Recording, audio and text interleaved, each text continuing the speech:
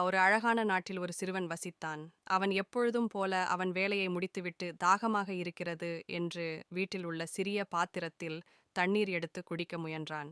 அப்போது அவன் வாயில் வைத்திருந்த தண்ணீரில் ஒரு சிறிய பூச்சி ஒன்று இருப்பது தெரிய வந்தது.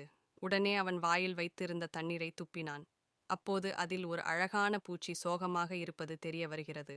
அந்த பூச்சி சிதறிய தண்ணீர் துளிகள் பக்கத்தில் மெதுவாக தண்ணீர் குடிக்க வருகிறது. இதைக் கண்ட அந்த சிறுவன் பூச்சி நிலை வேகமாக சரியாகிடும் என்று எண்கிறான். சில நேரம் கழித்து அந்த இடத்தில் வெயிலின் தாக்கத்தால் நீர் வற்ற ஆரம்பிக்கிறது முழுவதுமாக. ஆனால் அந்த பூச்சி அதே இடத்தில் இறந்தது. இதை பார்த்த அந்த சிறுவன் தண்ணீரை குடிக்காமல் அந்த பூச்சி நிலையை அறிந்து அழுது கொண்டிருந்தான்.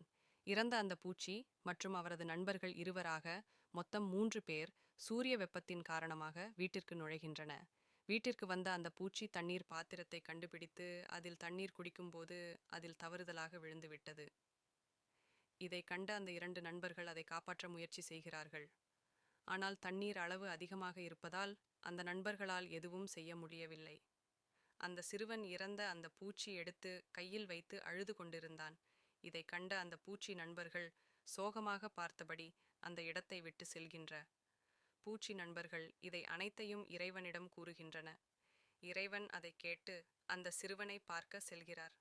அவனுக்கு தேவையான அனைத்தும் அந்த இறைவன் அந்த சிறுவனுக்கு கொடுக்கிறார். இந்த உலகத்தில் எது பிறந்தாலும் எது இறந்தாலும் அது இறைவனுக்கு கண்டிப்பாக ஒரு நாள் தெரிந்துவிடும். முடிந்த அளவுக்கு நன்மையை மட்டும் அனைவருக்கும் பகிருங்கள்.